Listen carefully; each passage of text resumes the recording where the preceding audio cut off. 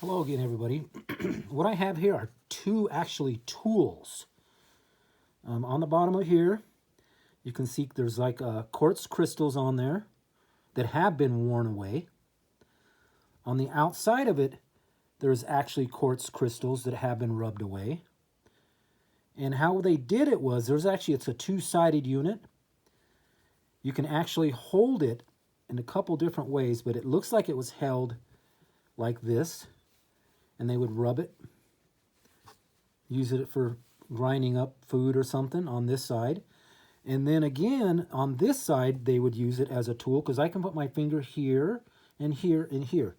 3 places for a finger to go, so you could rub it like this, using it as a tool. Because you can see that it's some of that crystal has actually been, I don't know if you can see it, but I can see that that crystal has been rubbed off, like they were using it to grind up something. I mean, I can't really tell you.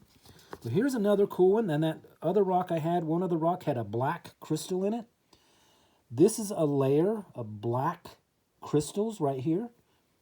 This, you see how it shines? That's like black, I don't know if it's quartz, black quartz, or what it is. It also is a tool. They were the side that the quartz is on, the black quartz, they were using it to rub. And whatever the heck they were trying to rub down, I don't know. Maybe they were using that black crystal as for something. I don't know. I don't even know what that white is up there, but they held it like this and they rubbed with it. So here's another tool. Both of these were found in my yard. And there's many, many more out there undiscovered that probably will stay undiscovered because there's so much to look at and so much to find. But this is pretty cool. This you can see that it flashes light here too, because it's a crystal, quartz crystal, and it's black, which is cool.